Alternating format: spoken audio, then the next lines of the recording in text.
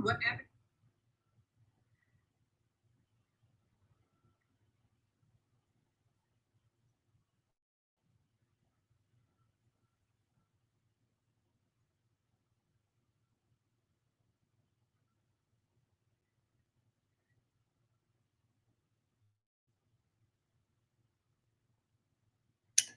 Christine Patterson, this is Nicole. How are you guys doing? Hope everybody is well. Thank you for connecting. And I hope this is going to be good. This is going to be good. Can you guys hear me tonight? Kim Johnson. Kim. When did that start? When did Facebook start that? Can you guys hear me? Good evening, good evening, good evening. Thank you for joining. Thank you for joining. Yes, New Mass Strong. Thank you for joining. Hey. Thank you for joining. Okay, thank you, Miss Angel, for sharing. Listen, I'm excited about connecting.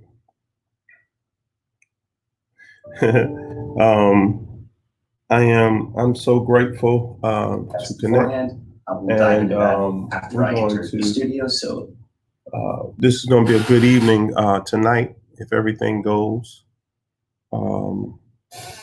as we would like for it to do. Hope everybody had a great day. Hope everyone had a great day. To God be praised. We are thankful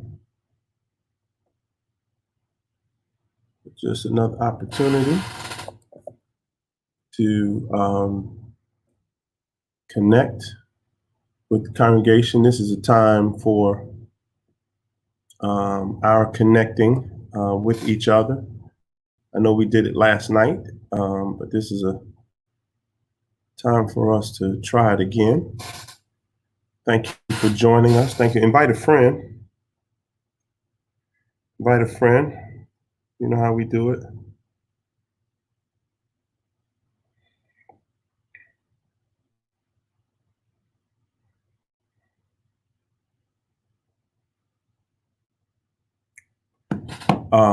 Hey.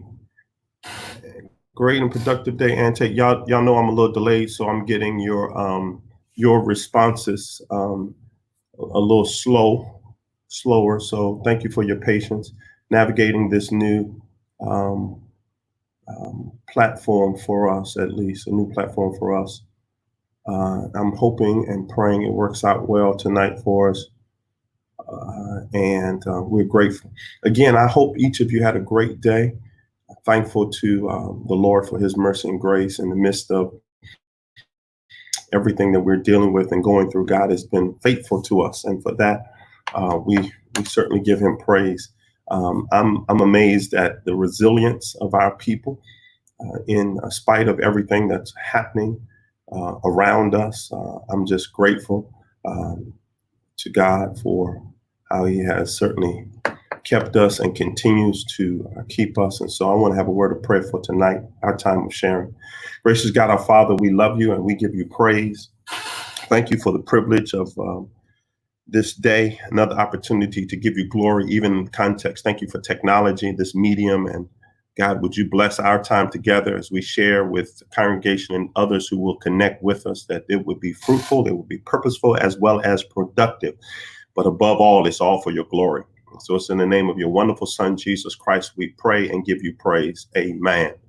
Amen. Listen, Alexa, play gospel. The playlist Gospel Brunch. Yeah, that'll work. Hey, consider Carrie, Pastor Ann Tate. I knew that you old school. You gotta have some music in the backdrop. Used to listening to. So what did everybody do today? How many stay at home? How many work from home? How many of you work from home? How many of you essential personnel, folk. So I could tell all my friends. We're not on Instagram tonight, so invite your friends and those folk who are maybe over on Instagram. We're not on Instagram tonight. This platform will not allow us to engage. Like, share with someone. Telework, all right. Hey, Keyshawn Hardy, good to see you, man. Thank you for joining us. Working from home. Auntie, working from home. All right. Amen. Amen. It's a blessing to be. This is a blessing to have a job. It's a blessing to have a job. It's a blessing to have a job. Yeah. We're grateful. We're so grateful. The Lord blessed us as a church family. We have beautiful baby girl, Dinah, entered into our world. Want to shout out Dwayne and Deonka Curtis and welcome their new baby girl into the world. One of our newer members, 5 pounds, 5 pounds. 5 pounds, 18 inches long, 18.1. I don't know how many ounces. I know ladies in the room, they like to know exactly how many ounces. Here's our special guest. Wow. Hey, man. I've never heard of this platform. You got to be kidding me. Nah, I never heard. This is new to me. I was on my phone. I was in my upstairs on my phone, and it said I got to get on a laptop, so I had to make adjustments. Yeah. You're on IG Live. Yeah, but that's for the young people. That's for Zion. I saw you. I saw you on IG Live the other night. Yeah, no, I was watching you actually. I jumped on there while you were trying to track down your music guy. Tell him he was still on the clock. Right. Hey, family, welcome Pastor Keith Battle, Zion Church, 13 locations across 12 states. We are grateful to God for him taking time. And my red cup. Red Cup, that's him. Playing spades tonight. How'd you do last night? I did better today. I played Pinochle too. Okay. I found some people to play online. Oh, okay. So what's the point of holding up a deck of cards? Oh, that was just an illustration. I was just joking. I was just waiting on people to get in. Right. Yeah, you thought about play some spades tonight. So you had the cards up. You had the red cup and the cards. Yeah. I thought y'all going down. I thought it was props. I got you. Some props just to buy some time. You know how you're waiting for people to get in. You know, this is like church, man. You know, when you're doing service online, you know, you're waiting on people to show up. So you say praise team, hit another song. More people running late. Exactly. I definitely understand it. I want to and that's sort of that's why I was telling you that we'll get together about 7:15 because I try to go on about 7 o'clock. Right. So hopefully there'll be a few people in here by the time you come on so we can maximize your time this evening. How does it work? How do you know when people are on? How do you know? You got that? I'm showing we have 76 on Facebook, and it looks like 30 something on 38, 39 is going up on our stream. I don't know how to even invite people, man, on this. No, it's showing through Facebook. It's showing through Facebook on both of my platforms, on my account and the church's account, and then it's on YouTube. Oh, people on YouTube. I see live comments. Okay, you can see the comments. Okay, good. Live comments. Nice. So you see the good evening, Pastor Battle. You see hello.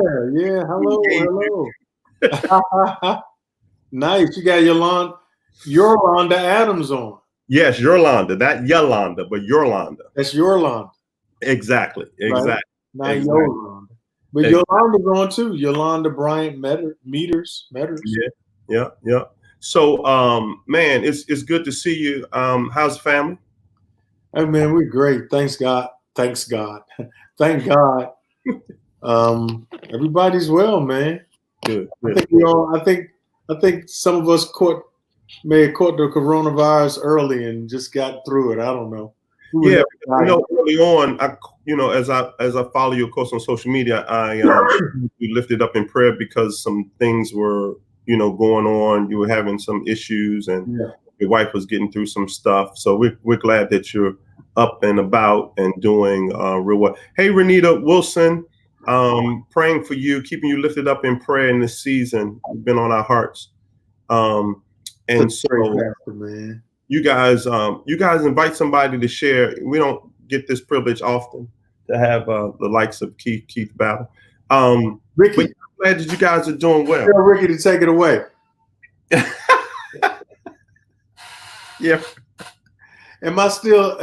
I just want to know, man, before we get started, am I still in trouble for not filling in for Victor Curry adequately? Look, this paid in full. This paid in. All right. I'm just trying to pay you back. That was my card. Anytime I need you to come up, like, man, you remember what happened. Absolutely. What happened. Absolutely. Yeah, quick. Yeah. He wondered every time I see him somewhere in public, he wonder why I don't speak to him. He's like, what's up with this dude? Who is this dude? Right, exactly. So tell me what's going on in the ministry of Zion. I'll act like I don't know, but how's the new project coming in terms of building location wise, in terms of that whole piece. It's almost a hilarious story. We've been in existence 20 years now. We've never owned a building. I know. It was kind of cool after a while. Like, we don't own anything, and So in 2017, we got the building. We got this Kmart, and we went through all kinds of drama, which we weren't even expecting. I thought it was just, hey, the building's for sale. We can afford it. We buy it. But the other landholders, or the people who own the rest of the strip mall, opposed us vehemently. They were threatening us, saying we were out of compliance. We had no right to put a church in there. We had already done in due diligence to make sure before we put the money up that we could do church there. Right. So ironically, I can tell you a whole list of things you've built, you've done expansion, all that, all the drama we went through. Just was there today, and I'm walking in the sanctuary and I'm looking at this building, it's state of the art, everything in there, and we can't use it. We were supposed to open it up on March 15th. We were going to do a preview service. Yeah. Do 3 preview service, all the new volunteers. The volunteers going over there. Had a couple of hundred people ready to serve, the parking lot, the ushers, whatever. Church stuff. TV. We're going to open up on Palm Sunday. And it's hilarious, kind of like in the sense that it's just sitting there and we can't go in it. Right. We can take it, especially in Prince George's County, even the state, I think you have 10 people in a building at one time. But in Prince George's County, we haven't even gotten that level of permission. So it's been an interesting journey to see how that all unfolded. And I just trust that God is in it, He knew. It's not like COVID-19 surprised him. Amen. You know what I mean? So it's just paralyzed the work that we were planning to do there. But what it did was it made all of our pastors have to think virtually. Like, isn't that the shift we've all had to make, right? We all got to sit in front of a device and do everything we've been doing with people and touching people. So now, I like what somebody said earlier today. It's not. We're practicing physical distance, not social distance. Right. The difference. That's exactly right. We have to be physically distant, but we should intentionally remain socially connected. Things like this. And in some sense, I think that I know within the context of our congregation, in some aspects, we're actually closer. Oh my God, yes. We're connecting with people. People are asking me, I'm engaging people that on Sunday morning, because of the multiple services, and obviously you know that you're just going. People are just going and coming, and so you don't have an opportunity to really engage them. And on social media, I mean, you know, on Sunday nights, we just, you know, what you guys have for dinner, you know, what you're watching, what you binge watching or whatever. And so we have, even though it's virtual and it may be by comments, just by nature, can't get everybody in here to talk at one time. So in some respects, we're becoming closer, which I celebrate. And I don't think we can ever, quite frankly, I don't want us to go back, but I don't think we can ever go back. It becomes, that phrase is very, that new normal, if you will. Yeah. And so I agree with that 100%. Great. I would think in the process, I would think based upon the multiple campuses and what you all do, which is a model for not just, I mean, it's a model in terms of your iCampus, that the infrastructure was already in place, and that would have been very familiar. But that's such a unique campus for you, I guess, and to integrate the other campuses into virtual. Yeah. So we had an iCampus. We had a virtual campus where we were doing things virtually, but the other 4 locations were all regular church. Right. In and out, and you know, everything we did, small groups, praise and worship, everything was in a facility. So getting those pastors thinking virtually was a shift. Fortunately, we had a platform and a model and a leader over there who could coach everybody up. This is how you do this. This is how you set up these things. This is how you have these kind of conversations. This is how, because he was already doing it. He was already doing communion online and figuring out ways they, you know, baptizing people online, which I think is really interesting. So, you know, we have been doing that for 10 years, so that made it a more fluid shift for us organizationally. But it was still some getting used to, getting guys to do midweek services online and move all the classes. You know, I know your church is high on education, like discipleship, the courses you do, you know, the teaching. You don't just do Bible study, you do other things to help disciple and mentor people, whether that's Sunday school or whatever. Like putting everything online and making it available to people was a good challenge. And I'm like you, I'm saying, let's not ever take that stuff offline, right? Because what it does is it introduces us to an infinitely expandable platform, because there are people in Alabama, South Carolina, Georgia that want to connect with the New Macedonia Baptist Church, but can't because of distance. But everything being virtual, they can take the classes now. They can be a part of men's fellowship now. If we always have that camera in the room, if we always have that platform in the room, people can still stay connected. And I think in that sense, it's been a blessing. And particularly, I think for our church, an older congregation, what I'm excited about in this season is when I see the stream and input when folk are connecting. A lot of our members who have relocated, and the challenge to get connected to community. Well, we haven't found a space, whatever. So and still worship with us in a more engaging way in this season is exciting for me as well. So I'm excited. I don't think we can go back. A lot of time watching the various webinars. I caught Buster Soares today, had a powerful presentation, kind of a 2-day thing. Did some stuff, you know, preaching through a pandemic. I'm like you. I've been doing been playing pre-recorded stuff from the archives. We've been doing that, and it's been working for us. At the season, again, I don't know how long we're going to do that, but we've been getting a good response from it. I'm able to kind of engage the audience while that's going on. So I've been pleased with that. Now, you know, putting pieces in place on how we got to come back. And so when you come back, you literally got to prepare to come back in a new facility whenever we come back, as a part of that return strategy. So all the stuff that you were doing with the parking lot and the hospitality or greeters or whatever, all of that has to be in the context of the new facility, at least a Sunday or two after we come back, sometime after that, which is that's a whole nother thing. I mean, you got to have a plan to go into a new building. Yeah. And we don't, it depends on who you talk to about this. This could be a long time. Yeah. I know your mayor says June 8th. It's extended to June 8th. Right. But the question is, I would say, Pastor, is when will our people feel socially and psychologically safe being in, particularly a church like yours? It's a multi-service church. It's a big church. Multi-generational. Yeah. So let's say somebody goes to 7 a.m. service, right?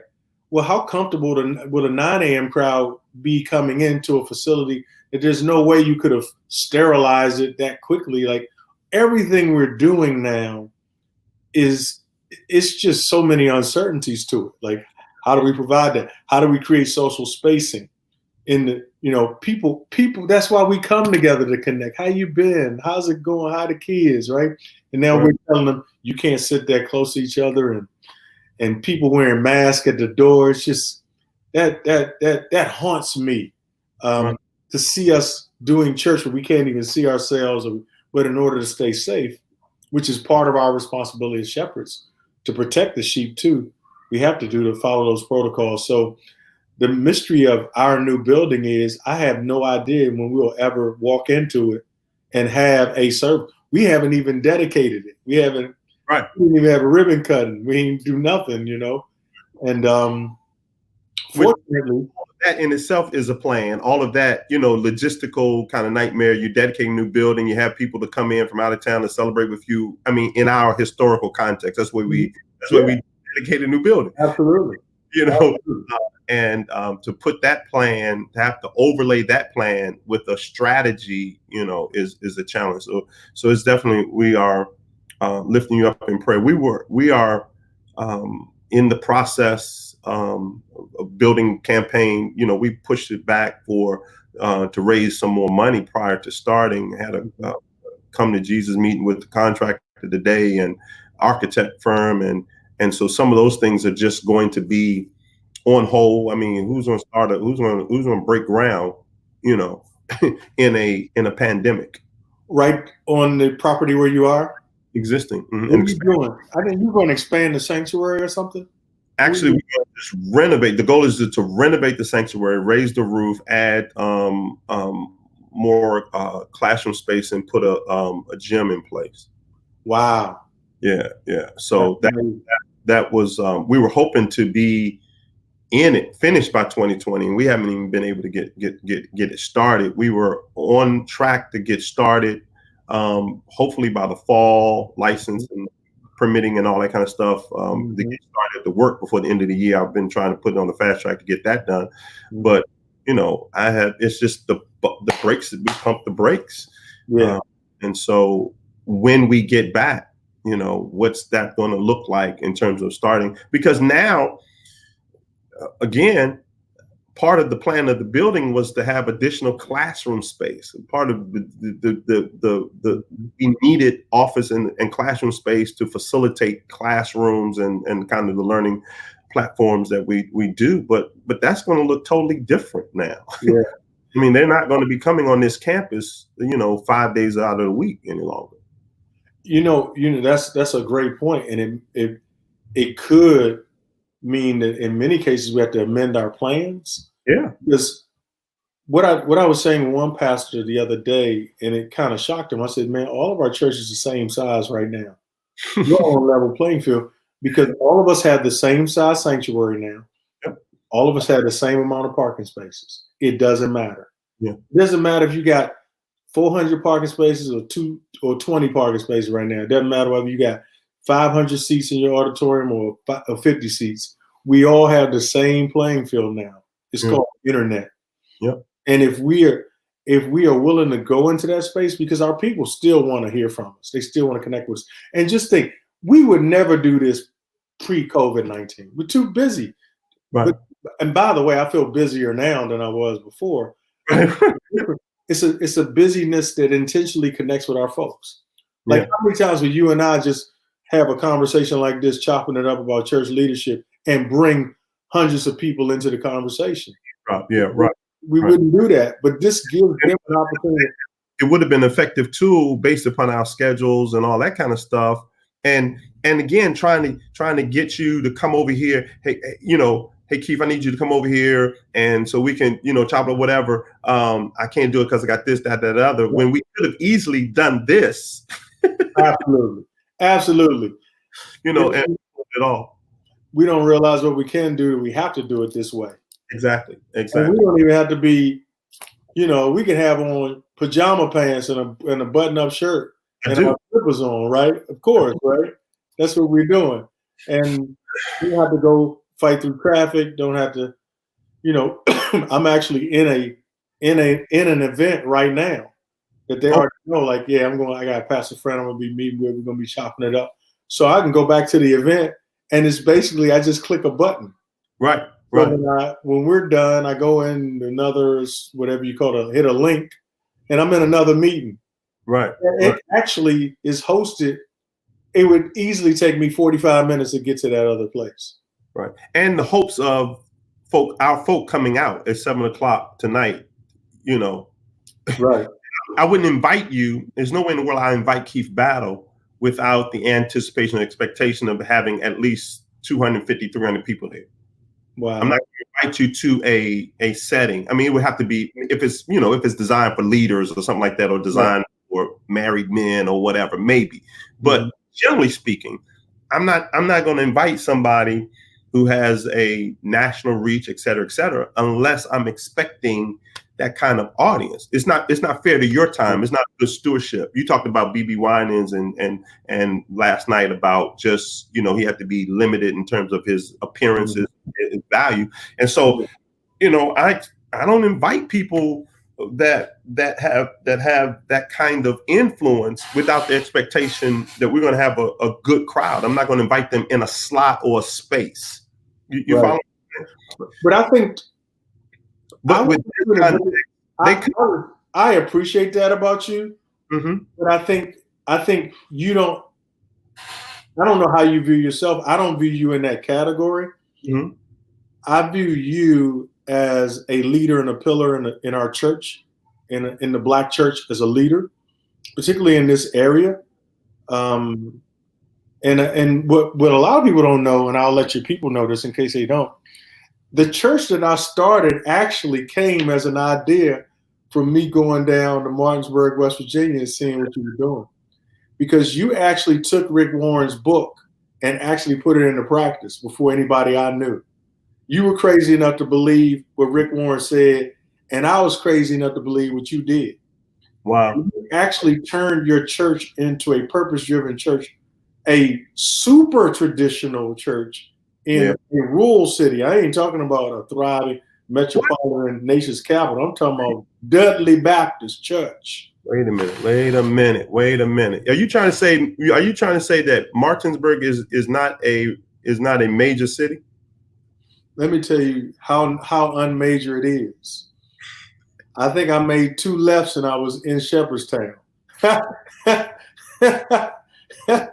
made another left and I was in Frederick. So it was not that major. But you did that, and that really inspired me. I think I got extreme with it. But I think, I've seen your leadership, and I want to applaud you as a leader. You all have a phenomenal pastor and his wife and family, great leader, my friend. Man, back at least 40 years. Man, it's crazy. 35. We've been back to 35. Yeah, probably about 35. I preached that. Songs up for the Rogerette Intermediate Choral Ensemble, Rice, at Alabama. Yes, sir. And you were at First Baptist Highland Park. And those were some kind of days. Youth ministry. We each other. Late 80s, early 88. Yeah, definitely. I'm trying to think. It may have been John. John McCaskill may have been the hookup. Oh, let me close my door for a second. Okay. Yeah. My wife and my granddaughter having a concert. Right. John McCaskill. He was a drummer. I think some young preacher said, you got to meet Keith Ballard. You got to meet Keith Ballard. You got to connect with him. And I think it may have been John McCaskill. It could have been Audronette Arrington, somebody from Tech. I think it was. But yeah. Mm-hmm.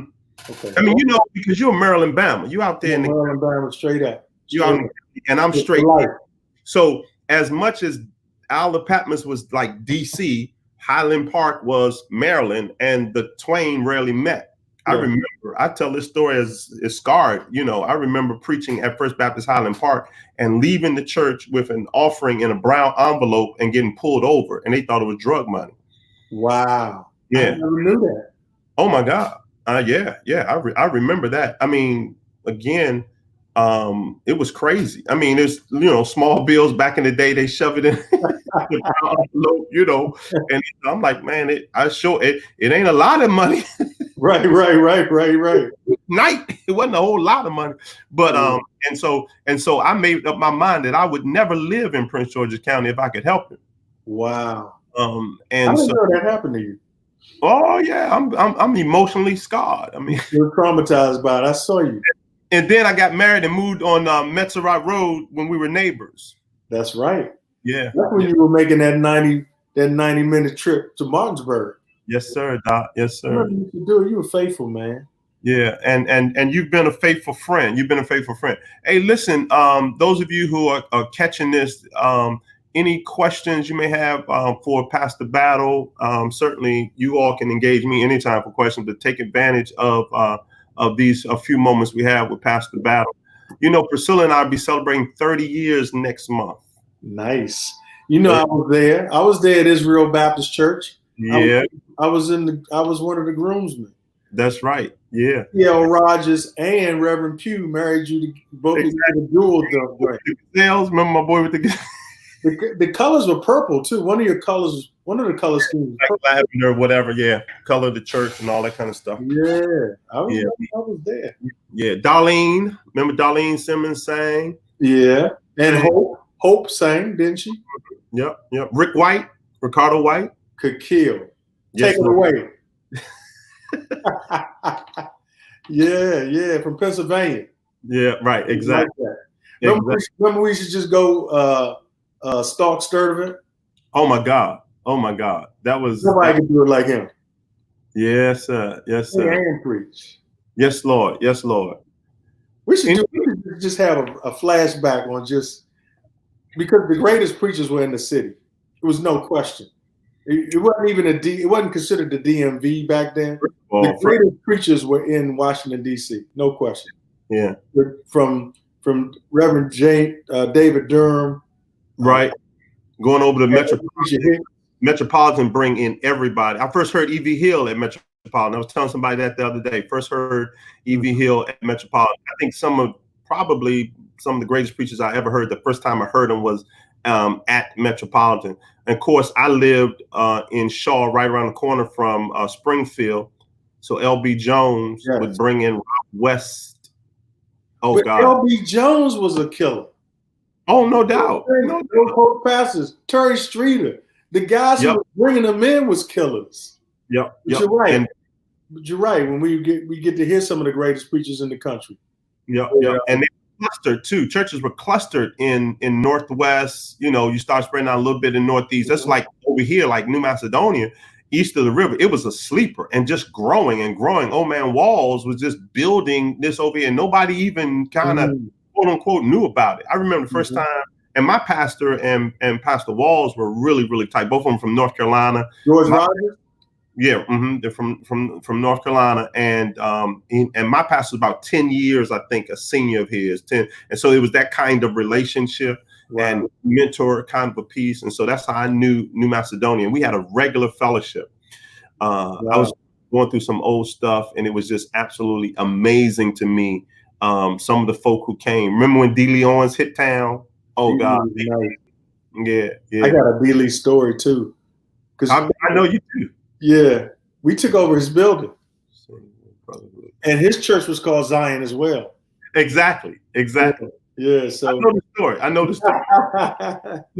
Look, I got a taste for something right there. Some donuts right there. Basically, we're gonna let that man.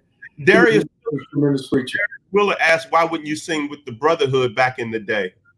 Darius, I couldn't. They wouldn't put me in F sharp. That's my only key. But yeah, Darius, it was Darius, Chris Holmes, and Keith Tyson. Killers. They could cover commission like nobody's business. Yeah. But he wouldn't let me. And then Darius grew his hair out. He backslid, got dreads now. We don't know. We don't know what's going on with Darius. But yeah, Darius, Chris, and Keith. I believe they could make a comeback and kill. Well, and we had some great music in our day. Oh my God! Edification. Soul stirring men of edification. Yes, sir. Yes, Cliff sir. Jones, Mark Freeman, Victor Johnson. Yes, sir. Yes, sir. Double R-E Free. Was it? What was it? F-R-E-E Free. Victor Right. Isaiah Thomas. Yes, sir. Yes, sir. Who was in West Virginia? Came up. He was helping me out. What is the single most challenging challenge of pastoring a multi-locational church? Keeping the brand consistent across platforms, across locations, across communities.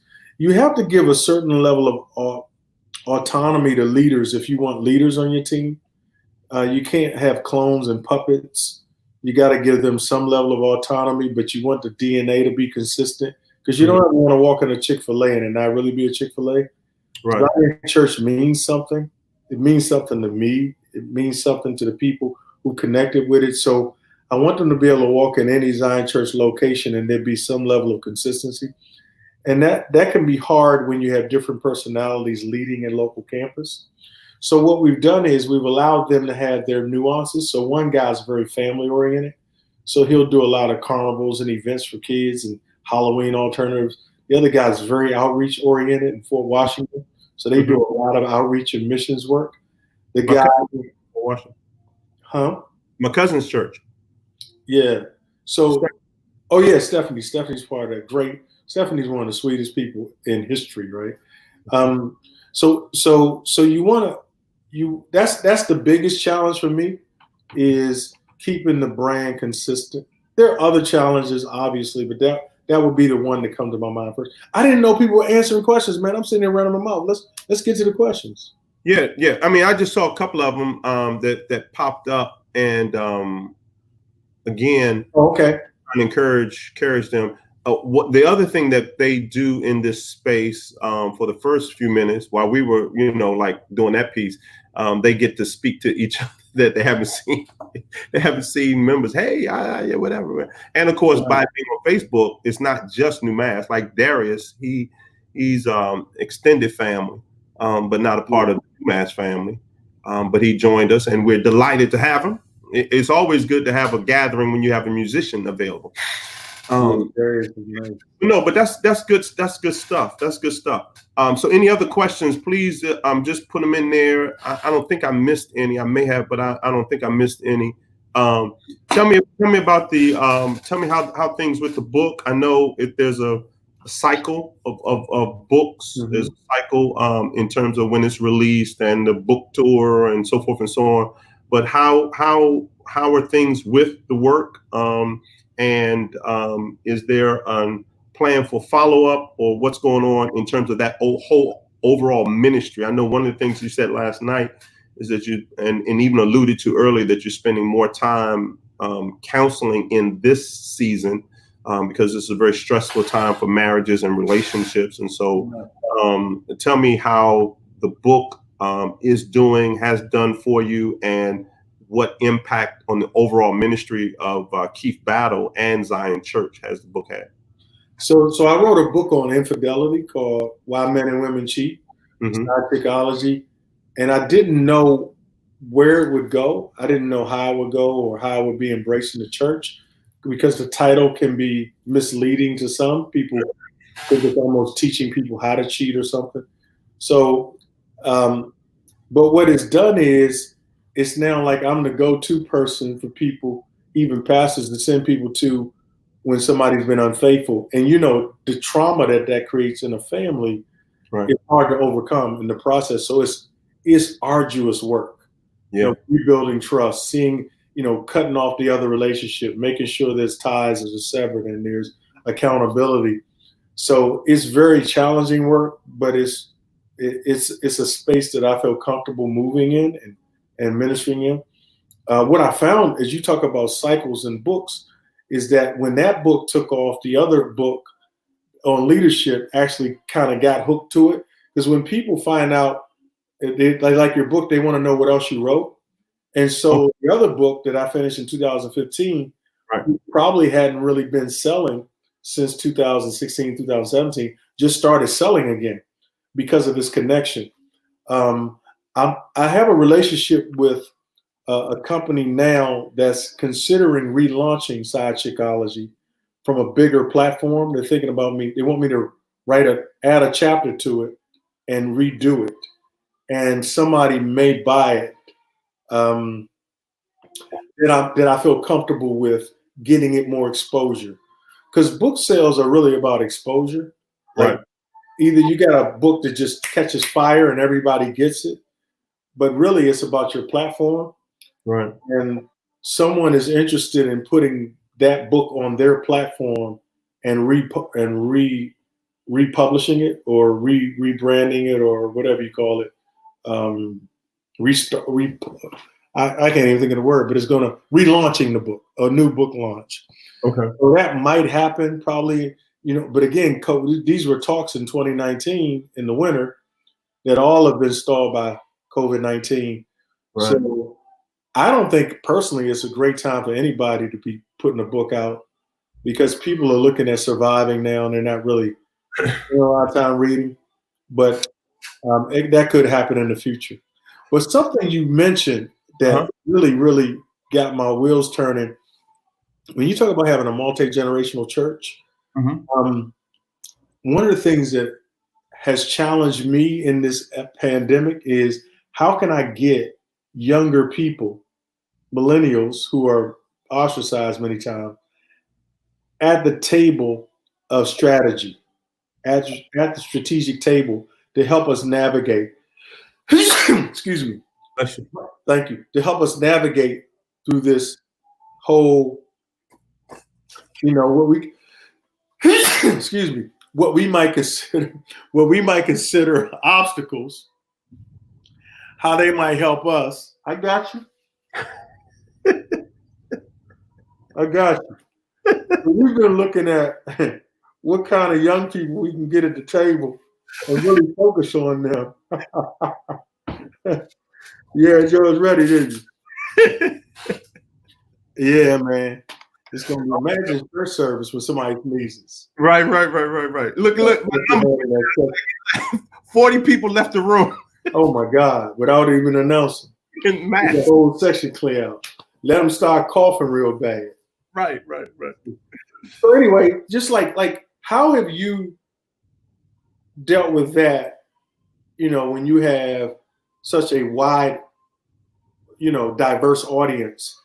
Like, yeah, it becomes a challenge. In fact, I just, I'm sending out an email now in terms of getting, kind of formulating the return plan and some of the more creative minds, particularly when I use that term, creative minds in terms of creativity to connect with this generation and those who we need to connect via social media and so forth and so on. Like one of the downside of this particular platform we're using now, it's not on Instagram.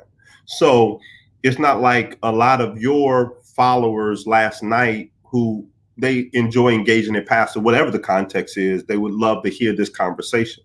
Yeah. But we can't connect with them via this platform. So one of the challenges with people who are creative with the tools of this generation culture to get them at the table, they don't like being at the table with people who are not in their generation. Mm-hmm. They think that we don't hear them or we're not listening to them. Right. And so that's a challenge. And you know, our kids are around the same age, and so you know how that is. As you know, Maya, you know, like Maya's not on Facebook. Maya's not on Facebook. So you know, so to have that generation to sit down and give us ideas about returning, or any other program for that matter. Sometimes it's the good thing about it is I have some younger people on my staff. The good thing about it is, and so they don't have any choice. They have to talk to me. Right. So, and sometimes I have to hear from those who are who more readily talk to them. Okay, go and talk to our high schoolers and get some input from them, and then bring that back to the table. Because when the high schoolers may sit around the table, they may not be as vocal around those of us who are baby boomers. You know, I'm a baby boomer. I slammed the door on baby boomers, the last of that generation. Yeah. I mean, I did like you, Sally James. Like to get you at the table and to have conversation. Look, hey, can you see the comments? Here he goes, Maya Walker. Yeah, oh, man, she's in here. Right. Don't believe it. That's somebody who probably took her identity. Right. So now that's the whole thing. Like my daughter Maya would never be on Facebook. So. Right. So that's what it is right now. Look at Maya. I passed the battle. But yes, any given Sunday, I'm preaching to grandparents. I'm preaching to parents. I'm preaching to and again with the multiple services. You know, we just had we just had a new addition to the church family. Praise God! Shout out Dwayne and Deonka Curtis, their daughter. Dinah was born today in the midst of a pandemic. You know, when I was kind of talking to them prior to going in and all this, I said, I'm just so excited because now your family becomes another one of our multi-generational families because her father is a member of our church. And so every Sunday I'm looking at the father, his daughter, and son-in-law, and now they're bringing this new baby to our church. And the ministry has to be as relevant across the board. And unless we hear from those at the table to shape ministry, it's going to be challenging. Yeah. For us, that's a part of the way we do it. How about you guys? I mean, I know you are an intergenerational church because the primary generation that you reach is the childbearing ages. So they really, over these 20 years, they produced a whole generation. And Zion is the only church they ever have known. Yeah, and we have to be realistic. Really crazy. It is people our age and older that finance this work. Okay. You know, we have services with a lot of young people in their 20s even, but we couldn't make it with that group of people because of the economics of it. Right. So trying to keeping our seniors tethered to the vision that if you allow us to still do church in this way and support it, we'll be set up to reach your grandchildren who may not make it anywhere else. Right. They may use dress code as their excuse to not come. So we've eliminated that from them. They may use the length of the service as an excuse to not go. So we've done it faster. They may use, a number of excuses. So we tried to make it relevant to particularly unchurched young Black men has been kind of our focus and our target. To do Junebug, Skeeter, listening at guys in the barbershop kind of helped me shape the way we did ministry when I would listen to how they would criticize the church, right? So how we take the offering, we did that based on, I probably was breaking a lot of ecclesiastical rules or liturgical rules. Yeah. But these people don't have that in their history. When you dealt with people who have church background, they're like, why are we doing that? You're supposed to put on gloves before you touch that table. pass out the communion. And Right. where's the white? You know, we serve communion. We have black suits, white shirts, black or red ties. Like that's Sometimes, yeah. what are you doing? What are you doing up there with your jeans on? Serving communion, like you're gonna get leprosy. Right. And then we did it and we didn't get leprosy, so we just kept doing it. Right. And I mean, and I came to a very traditional church, and I've been able to honor those traditions and hold on to them and have no problems with it. Right. You know, get away from it in the summertime, and you know, I dress down or whatever. In fact, our compromise is to have like uniform shirts, like something like this, white shirts or whatever.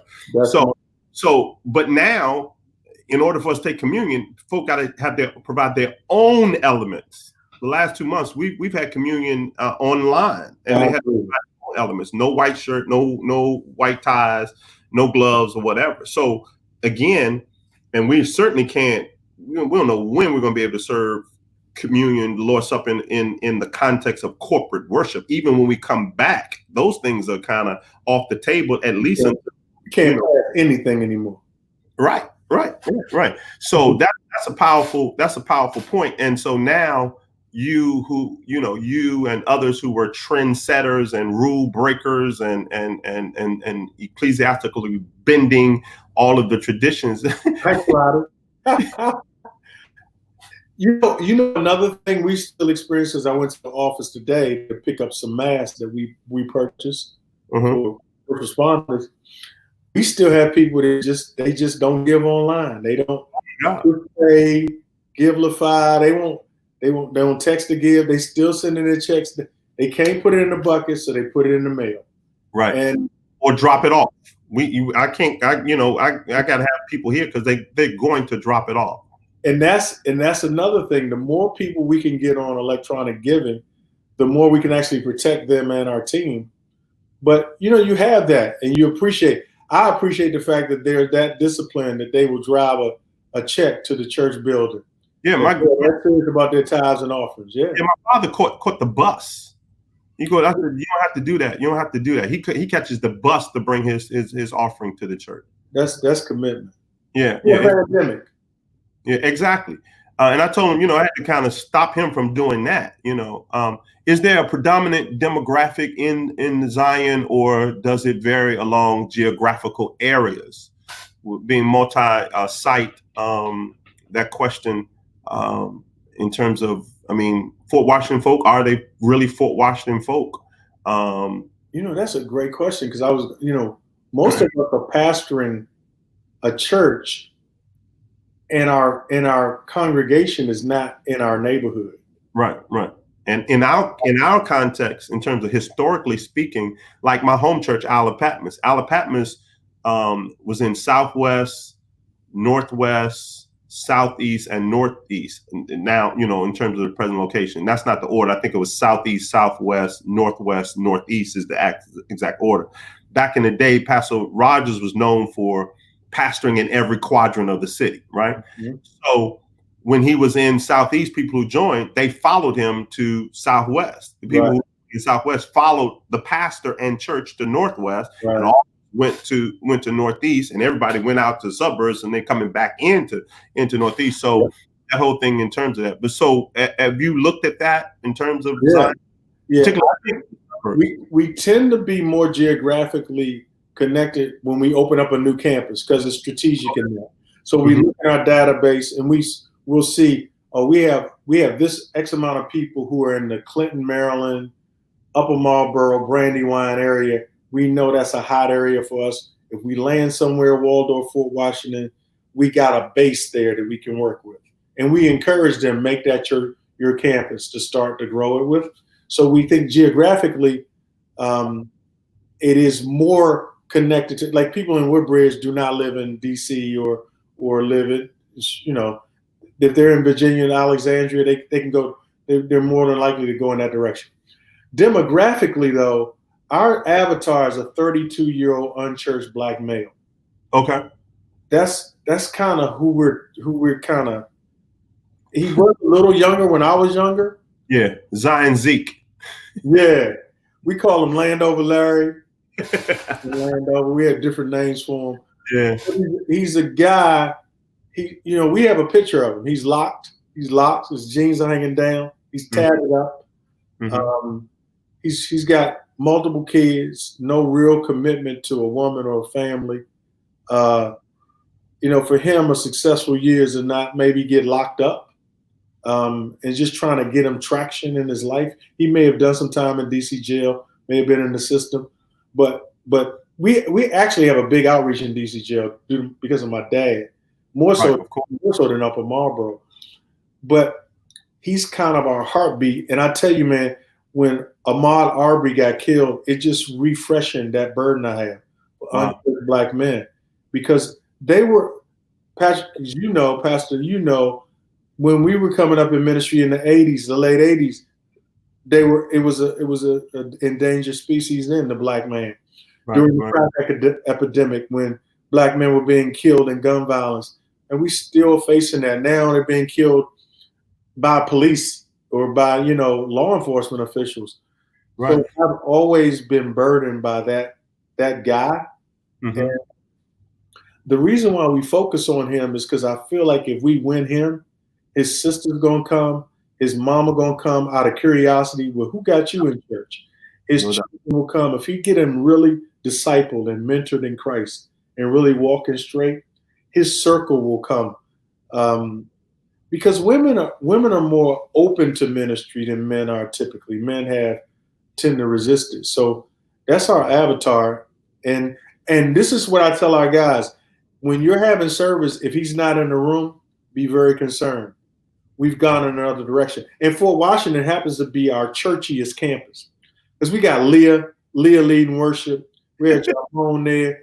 I mean, Leah's going straight to church every time. For Women's Day, she's been over with us, and so we know.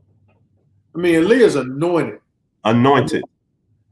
Sometimes it's hard to preach, but we call that Zion holiness. That's our holiness campus, Pentecostal. But I'm saying, let's not get so churched over here that he's not somewhere in the building, that we're not set up for him, because that's our assignment. You know what I mean? Right. Like, I've always felt like your assignment was to transition churches. And it was clear to me that I couldn't, because I was too non-traditional. It would cause volatility. But you always had that respect for history and tradition, and the ability to patiently transition a church. That's a calling. That's your niche, and you can help other people do it. Because if we don't have people that can do that, we're going to lose major ministries with major influences. Yeah, we have planners who don't have to follow the protocol. We're out there kind of in a different spot, and I think the kingdom needs all of that. You know what I mean? Like, it would be reckless for me to bring my style into a transforming church, and it would be worthless for you to bring that transforming style into. Well, man, Pastor, we don't need to do that.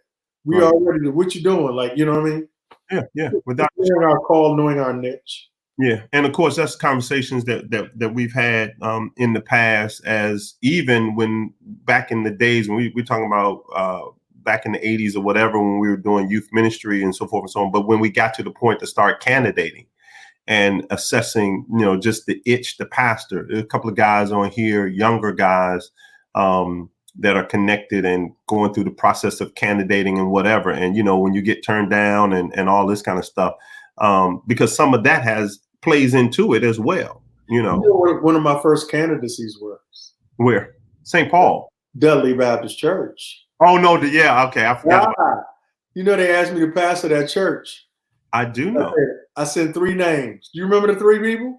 Yeah, I remember the 3 people. Brian Lucas, Delbert Pope, and Patrick Walker. Sure was. And Pope ended up working with you. Yep. And still in West Virginia. He's still there? He's still in West Virginia. He's pastoring in Winchester, right, Maya? Winchester. No, Berryville. He's pastoring in Berryville. He's pastoring St. Luke in Berryville. Berryville was where Rudolph White was. He's not at the same church Rudolph White is, but that community, Berryville. Okay, yeah, I remember that. That's the new. Remember, all the pastors had to go down to King George.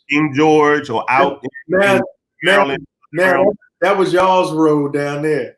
Right. Exactly. Because Brian Lucas and both because for the longest time we couldn't remember who the third person was. I kept the third person, and Pope, you was up there preaching. He said I was the third person, so it was crazy. And we have a Dudley reunion group on Facebook, kind of a thing, and to go visit some of those old pictures and we went back to the name Dudley. No, well, they call it that to kind of connect from the old members who were there when I got there. Yeah, but it was crazy because they didn't candidate, and I still to this day believe that you sent me out there to get me off the youth circuit because I could not.